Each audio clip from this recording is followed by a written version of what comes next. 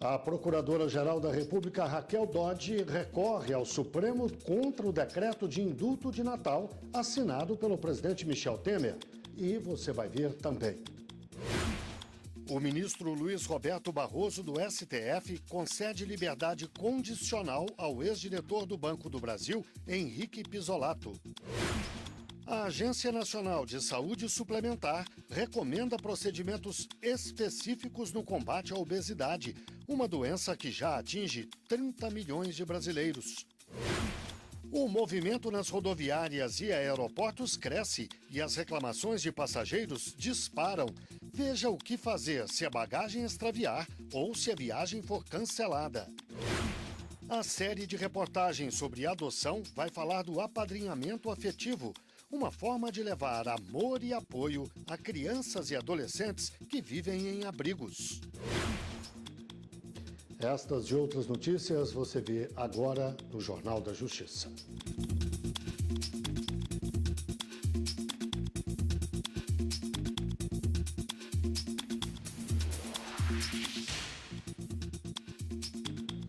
Boa tarde.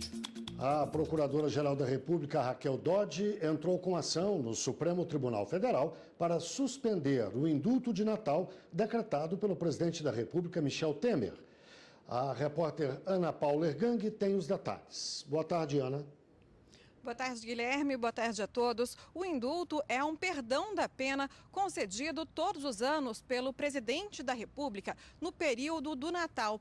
Para a Procuradora-Geral da República, Raquel Dodge, o decreto que regulamentou o indulto deste ano é o mais generoso dos últimos 20 anos e beneficia condenados por crimes graves, como corrupção e lavagem de dinheiro. Ela pede aqui no Supremo que seja suspenso parte deste decreto, alegando que é inconstitucional porque gera impunidade. O indulto deste ano também livra os condenados do pagamento de multa. Para Raquel Dodge, essa é uma forma de renúncia pelo poder público de receita, o que não pode ocorrer em época de crise econômica. Como o Supremo está em recesso, a ação deve ser analisada pela presidente da Corte, ministra Carmen Lúcia, que está de plantão. Guilherme. Obrigado, Ana. A ministra Rosa Weber, do Supremo Tribunal Federal, manteve a indisponibilidade de bens de Luiz Sérgio Nogueira, ex-diretor da Valec Engenharia. Ele é acusado de envolvimento no sobrepreço da obra da Ferrovia Norte-Sul. Luiz Sérgio Nogueira terá que ressarcir 70 milhões de reais aos cofres públicos. E o ministro Gilmar Mendes, do Supremo, manteve o cumprimento de penas após condenação em segunda instância para crimes graves. Ele negou habeas corpus a um corretor condenado a 12 anos de prisão pelo assassinato do namorado da ex-mulher. O crime foi em 2007 na capital paulista.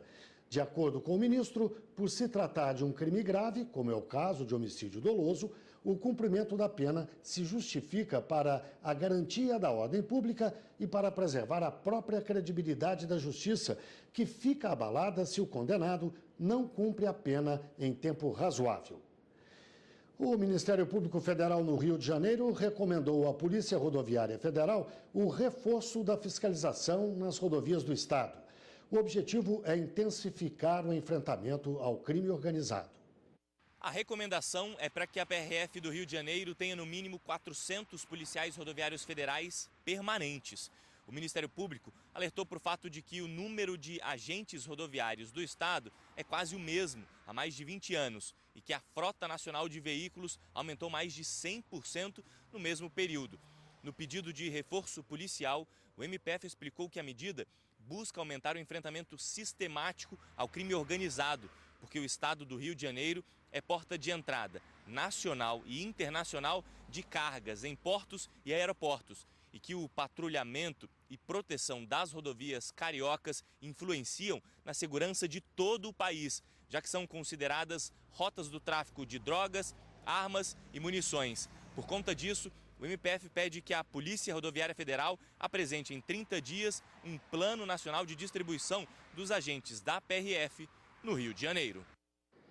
O Superior Tribunal de Justiça reconheceu o direito de preferência a coherdeiros na aquisição de imóvel. O caso foi julgado pela terceira turma do STJ e envolve um homem que pediu o reconhecimento do direito de preferência na aquisição da cota-parte de um imóvel que pertencia ao irmão e foi vendida a terceiro. Em 2010, o terceiro interessado fez proposta para a compra integral do imóvel, mas o herdeiro que ajuizou a ação se opôs à venda, o que resultou no indeferimento da expedição do alvará. Com isso, o irmão herdeiro comunicou ao juízo que já havia cedido seus direitos hereditários ao terceiro.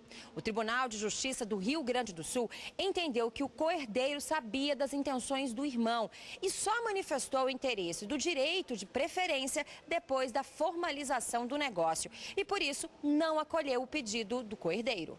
No STJ, o relator da ação, o ministro Vilas Boas Cueva, entendeu que houve falha na notificação, já que os coerdeiros não foram informados adequadamente sobre o preço e as condições de pagamento oferecidas pelo terceiro.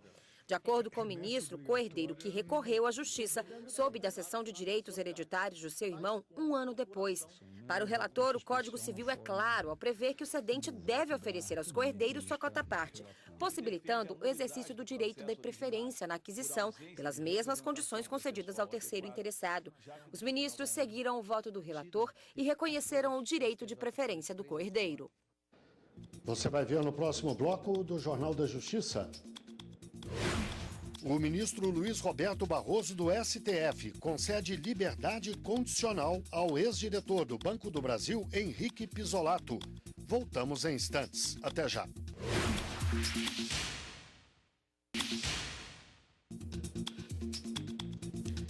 O ministro Luiz Roberto Barroso, do Supremo, concedeu livramento condicional ao ex-diretor do Banco do Brasil, Henrique Pizzolatto. Ele foi preso em 2015, depois de ser extraditado pela Itália, e desde maio deste ano cumpria a pena em regime semiaberto. Agora, Pizzolatto deverá seguir uma série de determinações antes de ser colocado em liberdade definitiva. Vamos ver as informações ao vivo com o repórter Gabriel Ciafrei. Boa tarde, Gabriel. Oi, Guilherme, boa tarde para você, boa tarde a todos. Henrique Pizzolatto foi condenado na ação penal 470 a 12 anos e 7 meses de prisão por vários crimes: formação de quadrilha, peculato e lavagem de dinheiro.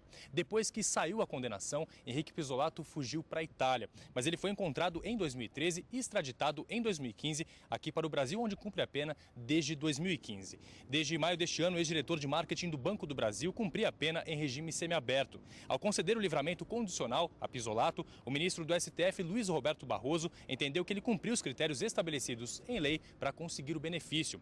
Barroso também determinou que Pizzolatto pague as parcelas da multa, que tem um valor total de R$2 milhões. Em audiência na Vara de Execuções Penais, que está prevista para começar agora às 2h da tarde, Henrique Pizzolatto deverá ficar sabendo quais regras e quais determinações judiciais ele deve seguir para ser colocado em liberdade condicional. Guilherme, é com você. Obrigado, Gabriel. O ministro Dias Toffoli, do Supremo, concedeu liminar para suspender dispositivos de um decreto do Mato Grosso do Sul que impedia manifestações públicas no Parque dos Poderes. Esse parque concentra o centro administrativo da capital, Campo Grande. O ministro afirmou, abre aspas, o ato normativo atinge, de um modo geral, dois dos mais importantes postulados do Estado Democrático de Direito: a liberdade de expressão e o direito de reunião, caracterizado por ser o modo coletivo de exercer o direito à manifestação de pensamento. Fecha aspas. O pedido foi feito pela Cobrapol, a Confederação Brasileira de Trabalhadores Policiais Civis. A decisão será submetida ao plenário do Supremo. Nesta época do ano, o movimento nas rodoviárias e nos aeroportos triplica. Cresce também o número de reclamações por causa de atrasos, cancelamento de viagens e extravio de bagagem. E o que fazer nesses casos? Acompanhe na reportagem. Não importa de onde vem ou para onde vão, atrasos de voos, demora na emissão do bilhete e extravios de bagagem são as principais reclamações dos passageiros de todo o Brasil. Em São Paulo é muito cheio e normalmente ocorre muito atraso. Já passei por problema de atraso. A gente teve que ficar esperando, né, um bom tempo até disponibilizar um outro avião. Filas enormes quando a gente tem de acessar para fazer check-in ou essas coisas, né? despachar bagagem. O funcionário público conta que depois de uma longa espera no aeroporto de Brasília, foi realocado em outro avião. A gente está passando por um problema desse agora. O nosso voo deu overbooking. É um voo para Goiânia. Eles queriam mandar a gente para São Paulo, para depois ir para Goiânia. Um voo que era de 40 minutos, ia durar umas 4 horas ou mais, né? Ele não aceitou a proposta da companhia aérea e, depois de muito reclamar, conseguiu resolver o problema. Segundo os passageiros, é aqui no aeroporto que acontece a maioria dos problemas na hora de viajar. Realidade comprovada por números dos PROCONs dos estados, em que o registro de reclamações em aeroportos é maior do que nas rodoviárias. A recomendação jurídica é tentar resolver o problema diretamente com a empresa. Se o caso não for solucionado, o próximo passo é registrar a situação nos PROCONs de cada estado e acionar a justiça. Jacinto conta que sempre conseguiu resolver os transtornos que enfrentou, mas tem vários amigos que fizeram questão de exigir seus direitos na justiça. Já tive contato com muitas pessoas que passaram esses dissabores, né? Que culminou inclusive com a ação judicial de danos morais. Para garantir o bem-estar dos passageiros, além do Código de Defesa do Consumidor, as empresas de transportes devem seguir as normas da Agência Nacional de Transportes Terrestres e da Agência Nacional de Aviação. O Código de Defesa do Consumidor, ele vem dizendo da responsabilidade do fornecedor, que é objetiva, e as agências vêm regulando este direito, dizendo a partir de quando esse fornecedor é obrigado a prestar essa indenização, ou a pagar, ou a reparar esse dano do consumidor. 30 milhões de brasileiros estão obesos e os muitos quilos a mais da população levaram a Agência Nacional de Saúde Suplementar a recomendar procedimentos específicos de combate à doença. Apenas 10% dos casos são diagnosticados. O dado é alarmante. 1 em cada 5 brasileiros está obeso. A obesidade tem crescido em todo o mundo. No Brasil, em 10 anos, a população obesa passou de 11% para 18%. Apenas 10% das pessoas que possuem a doença são diagnosticadas e menos de 2% recebem tratamento. Para tentar melhorar esse cenário, a Agência Nacional de Saúde Suplementar lançou o Manual de Diretrizes para o Enfrentamento da Obesidade, com recomendações para a prevenção e o combate à doença. A adoção de hábitos de vida saudáveis com base na alimentação adequada e na prática da atividade física. A outra é o tratamento clínico da obesidade. Quando há a presença de comorbidades, isto é, de outras patologias além da obesidade, com a adoção de medicamentos e, em casos específicos, a realização de cirurgia bariátrica. O manual recomenda, por exemplo, que o cálculo do índice de massa corporal seja realizado para todos os pacientes que procuram a rede de saúde. Para achar o IMC, é só dividir o peso da pessoa pela altura ao quadrado. Índices iguais ou maiores que 25 são considerados como excesso de peso e maiores de 30, obesidade. O paciente precisa ter em mente que não há tratamento mágico. O êxito do tratamento depende da mudança de estilo de vida e de hábitos alimentares. Nós vamos falar sobre a obesidade com Samuel Marçal, advogado especialista em saúde. Boa tarde, doutor Marçal. Obrigado por estar aqui conosco. Muito bem. Qual a importância dessas recomendações de se fazer um manual para se tratar desse assunto? Nós temos visto que o brasileiro, ao longo do tempo, vem procurando uma qualidade de vida, né? E essa qualidade de vida muitas vezes é ligada a conforto. E o conforto com a tecnologia. E com isso a saúde se perde muito. E o brasileiro, quando se encontra prejudicado, vai ao direito, vai ao advogado, vai à justiça fazer valer um direito seu. Essa orientação da ANS, ela ajuda a modernizar essa forma de avaliar a saúde do cidadão brasileiro, principalmente quando ela fala sobre cuidados com a alimentação e atividade física. Isso traz também uma responsabilidade para os planos de saúde e para o Estado, que é o provedor da saúde para o cidadão brasileiro. Mas as recomendações têm valor legal? As recomendações passam a ter um direcionamento para aquilo que a gente já tem funcionando no Brasil. Ela não tem força de lei, mas ela funciona como uma régua para você avaliar se as leis que são propostas estão adequadas também a isso. E aí nós vamos desde o Estatuto da Criança e do Adolescente até o Estatuto do Idoso, o Código de Defesa do Consumidor, que abordam o serviço que é prestado. E se a gente tem uma nação sofrendo com obesidade, alguma coisa pode não estar funcionando no sistema. O objetivo final, lá na frente, é melhorar as condições da saúde da população e diminuir os custos do país com a obesidade e as doenças decorrentes da obesidade. Exatamente. Agora, uma observação que nós fazemos como advogados, como OAB, por exemplo, trabalhar no preventivo é mais barato do que trabalhar no corretivo, né? Então, de alguma forma, a ANS vem propor um tratamento preventivo, apesar de nós já estarmos com um cenário tão difícil. Então, se o custo é alto para um plano de saúde, para o próprio cidadão, se a partir de aqui você começa a seguir esse protocolo, provavelmente os nossos filhos e nossos netos terão um custo menor e uma qualidade de vida maior. De uma forma prática, o que o manual propõe é que as pessoas façam uma aferição periódica da sua saúde, exames, procurem especialistas e de uma forma multidisciplinar, é isso? Perfeitamente. A cartilha ela orienta que os atendimentos, em caso de obesidade, por exemplo, sejam feitos por profissionais diversos na área da saúde. Multidisciplinaridade é uma questão importante. E a outra é o acompanhamento da qualidade da atividade física. E isso vai desde a gestação, tem um tratamento pré-natal, passa pela infância e adolescência e chega à fase adulta para que haja um controle e uma forma específica de funcionar que seja medida. É sempre desejável que as pessoas cuidem da própria saúde e o manual tem o objetivo de que elas cuidem para que elas próprias fiquem bem, além da diminuição de custos, mas eu lhe pergunto, quem não cuida adequadamente da sua saúde pode sofrer alguma sanção do plano lá na frente porque não se cuidou antes? Na verdade, se a gente tem essa quantidade enorme de cidadãos brasileiros sofrendo com obesidade, provavelmente não é porque ele não quis cuidar da sua saúde. Então, há um desejo, sim, profundo do brasileiro em tratar da saúde, de fazer valer os seus direitos, mas há uma obrigação legal na nossa Constituição que diz que o Estado é obrigado a prover isso aí. Então, nesse caso, não é uma força para que o cidadão se obrigue, mas é o Estado fazendo o seu papel.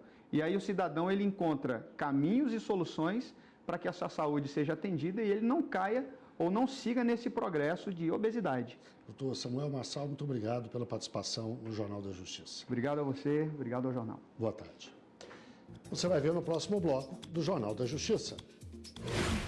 Na série sobre adoção, vamos falar do apadrinhamento afetivo.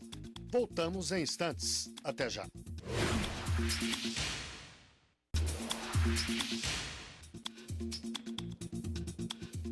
Hoje é o último dia para saque do abono salarial ano base 2015. Quem trabalhou na iniciativa privada naquele ano pode retirar o dinheiro em qualquer agência da Caixa Econômica Federal ou em uma casa lotérica. Servidores públicos devem procurar o Banco do Brasil. Cada empregado recebe valor proporcional ao número de meses trabalhados formalmente em 2015. Os pagamentos variam de R$ 79 a R$ 937.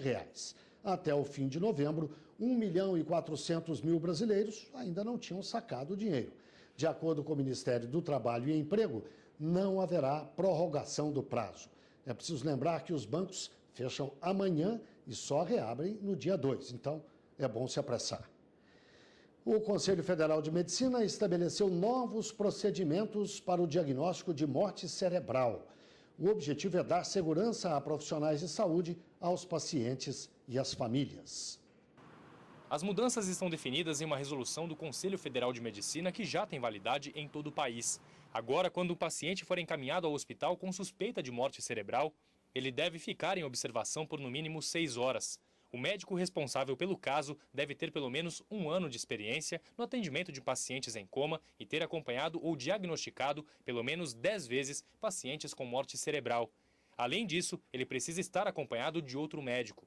Se depois das 6 horas o paciente não apresentar melhoras, os médicos podem iniciar os exames para confirmar a morte cerebral. Os procedimentos incluem exames neurológicos, teste de apneia e verificação da temperatura corporal. Somente com o resultado de todas essas avaliações, os médicos vão poder concluir o diagnóstico. Para o conselheiro do CFM e relator da resolução que alterou as regras, a mudança torna o procedimento mais seguro. Não há como ter erro no diagnóstico. Não tem como. Se você avalia esse passo a passo, nós temos como definir ao final que não existe tronco cerebral funcionando. E qual é a vantagem de você interpretar a função do tronco? É que lá existe o controle da pressão, da temperatura, por isso é tão importante que você equilibre esse paciente, por isso há essas 6 horas iniciais para você equilibrar bem esse paciente. A preocupação do Conselho Federal é trazer uma normativa segura à sociedade e ao médico. Da data da resolução anterior sobre o diagnóstico de morte cerebral, em 1997 até 2017, quando foram publicadas as novas regras, foram mais de 100 mil casos registrados no país.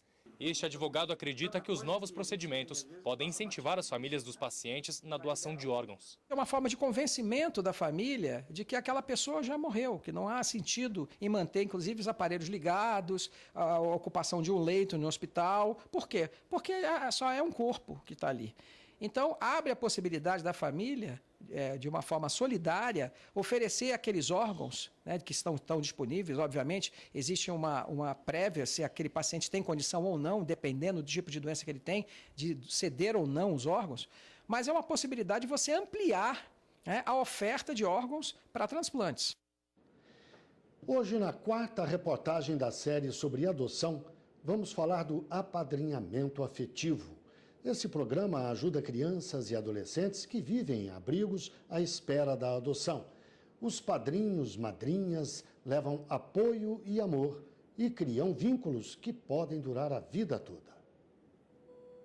As crianças maiores que vivem em abrigos estão em busca de uma nova família, de uma referência. Mas a realidade é que elas não se encaixam no perfil exigido pela maioria dos candidatos à adoção. Mas isso não significa que elas nunca terão alguém com quem contar. O apadrinhamento afetivo, nesses casos, supre a falta dos pais e possibilita que a criança conheça como funciona a vida em família, vivenciando situações cotidianas. Quem recebe a criança não se torna pai ou mãe, porque o guardião continua sendo a instituição de acolhimento, torna-se padrinho ou madrinha e transforma-se em referência para quem está carente de tudo. Cada juiz tem tido um olhar sobre o apadrinhamento. Em alguns lugares, por exemplo, no estado de Rondônia, que é de onde eu venho, né, é possível se ter apadrinhamentos distintos. Você pode apadrinhar financeiramente. Se você não tem tempo, você pode apadrinhar uma criança, por exemplo, pagando para ela uma escola, uma extra classe, né? Não sei, ela quer fazer informática, ou ela quer fazer balé, ou ela quer fazer alguma coisa. Você pode ser um padrinho financeiro, dando a essa criança alguma coisa que ela gostaria de ter e não tem condições de ter. O padrinho ou a madrinha tem uma responsabilidade muito grande porque se compromete a promover vínculos afetivos seguros e duradouros com crianças que já têm um histórico de sofrimento e abandono. Por isso é preciso fazer um curso e, antes de apadrinhar, ter a certeza de que não vai desistir no meio do caminho. Foi assim com Rosemary. Ela fez curso e oficina sobre o apadrinhamento e a certeza de ajudar só aumentou. No ano passado, ela foi apresentada ao perfil de Juliana, na época com 17 anos. Hoje ela tem certeza de que fez a escolha certa. O apadrinhamento é, acho que, o único programa de voluntariado que te permite doar-se de uma maneira mais efetiva. Não existe uma doação, acho que, de conhecimento, de sabedoria maior do que o voluntariado do apadrinhamento. Não tem dinheiro envolvido, não tem outro trabalho senão o seu próprio conhecimento e amor. Você tem que ter muito amor para doar. Então, eu já tive várias experiências com voluntariado e quando eu senti necessidade de fazer algo mais concreto. Pesquisei, não achei nada que me chamasse atenção e no site do Aconchego eu encontrei esse apadrinhamento afetivo. Juliana foi a única de 4 irmãos que foi para o abrigo. Ela chegou aos 14 anos e, com 15, fez o primeiro curso para ser apadrinhada. Mas só conseguiu prestes de sair do abrigo quando já estava perdendo a esperança. Ficava angustiada porque eu contava os dias, eu contava um mês, tipo assim, tá chegando, cara, eu vou fazer meus 18, o que eu vou fazer? Eu não tenho trabalho, não trabalho mais. Eu não vou ficar morando de favor na casa dos meus amigos, alguma coisa. Então eu ficava pensando, cara, será que alguém vai me ajudar? Então eu agradeço muito a minha madrinha e outra madrinha lá, que é de um amigo meu, que me conseguiu, né, me ajudou a ter um trabalho e tudo, porque se não fosse por elas, eu não sei nem o que eu poderia fazer agora, né, gente? Os primeiros encontros são no abrigo e para que sejam realizadas visitas à casa dos padrinhos, o local é antes vistoriado por técnicos para saber se o ambiente é seguro e familiar para o menor. Há ainda a possibilidade da liberação para viagens. Nesse caso, é preciso de autorização da vara de infância e o apadrinhamento atender a alguns requisitos, como manter a frequência no vínculo com a criança. Xene é assistente social de um abrigo e quase diariamente conversa com os jovens da casa sobre o projeto mais viável a eles. É um projeto de apadrinhamento afetivo, que é justamente direcionado a meninos com esse perfil, que não tem mais perfil para reintegração, né? Não tem possibilidade, não tem perfil para adoção.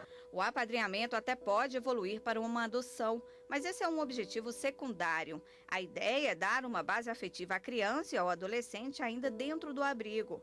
Uma forma da criança vivenciar o cotidiano familiar. É uma experiência que é positiva quando levada a cabo, né? Quando de fato o padrinho assume o apadrinhamento afetivo, né? Assume essa responsabilidade de apadrinhar essa criança, de acompanhar ela ao longo do seu desenvolvimento, então vai acompanhá-la durante a adolescência, quem sabe vai auxiliar ela na vida adulta. Hoje, Juliana mora no pensionato, faz estágio e planeja fazer o curso de Direito. Mas a lição maior que tanto Juliana quanto Rosemary aprenderam é que a esperança de dias melhores não pode acabar. Nosso relacionamento tem cumplicidade, sabe? E a compreensão entre nós, entende? E aquela amizade verdadeira mesmo, o sincero, o amor e o respeito entre nós. O apadrinhamento não tem prazo de validade, né? Então ela vai viver a vida dela, fazer a vida dela, caminhar e eu vou continuar. E a esperança que eu já tava, sabe, apagando mesmo, sabe, gente? Tipo, contar, cara, essa não é a vida pra mim? Tipo, quero morrer, alguma coisa? Então já estava acabando a minha esperança. E minha madrinha chegou com a esperança e a luz e ela conseguiu me erguer e me tirar da escuridão. Eu acho que a gente já é vencedora, porque ela está bem, está encaminhando a vida dela bem e os sonhos dela continuam. Eu acho que o melhor termômetro é quando a pessoa sonha. Se ela continua sonhando, então eu acho que já está dando tudo certo.